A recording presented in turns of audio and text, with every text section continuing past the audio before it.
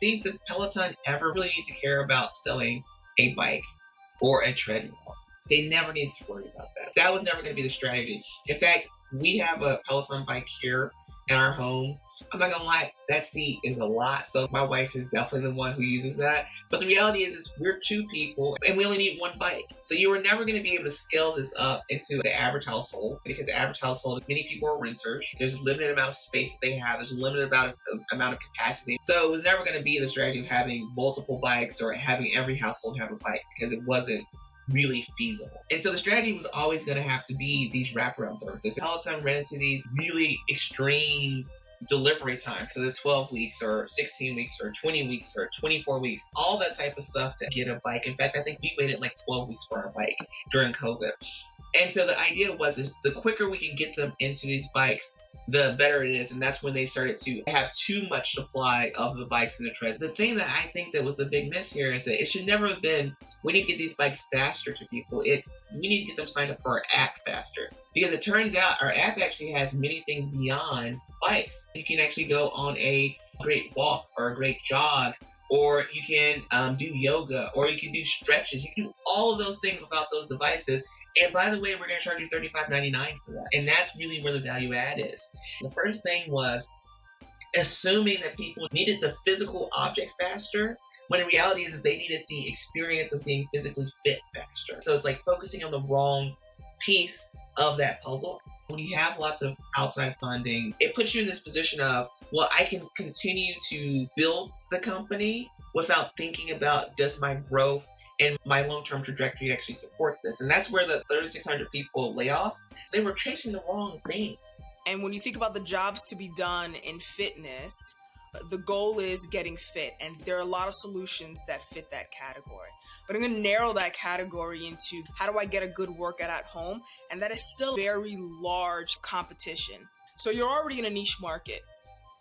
And the price point of exercise bikes range between $249 on the low end and $2,200 on the high end. And Peloton ranges very much so in that high end. And so that market is now shrunk. So here you have an already crowded market. If the job to be done is getting fit, you got a lot of competition there. But let's segment that market to getting fit at home. And you also still have a lot of competition, which puts you in the fad business. And just talk about fads. Fitness falls greatly into the fad business because that job to be done is very lasting. People are always trying to find ways to be fit, and it constantly changes. Do you remember Bowflex? They're back. They're Thai Bow. Did you ever have a vibrating belt, B? Or Body by Jake? Did you ever do that? What about the Thigh Master? Jane Fonda's videos. Did you ever do that? 8-minute abs? B, did you ever buy a shake weight? I did have a shake weight. I did. Did you have an ab roller? I did not. Did you ever have a power balance bracelet? That is a power balance bracelet. Did you ever do a power plate or a Nordic track? Or did you ever do Wii Fit?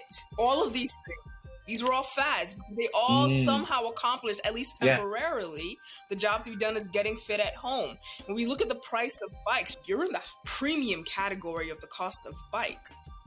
It's dubious as to how much of that affluent market you're really capturing when they have many more options like personal trainers and luxury gyms and all of that. I think they were really going for the aspirational affluent market. Peloton was looked at as a flex thing, but then I would ask you, what kind of a flex can someone really stunt with something that has to stay in the house? How many times are they going to post on social media their personal best record? This is a flex that has a limited timeline. So again, I'm putting you in this fad category. Worldle, whatever the thing that got bought by the New York Times, like they were tweeting out their results. And then 2 weeks into it, people were like, you're kind of a douchebag for doing that. And I feel like that was the same thing with Peloton. First, it was like, oh, this is so cool. Peloton, like, it's really great. And they have like their little community things. And people are like, you're kind of a douchebag for posting that.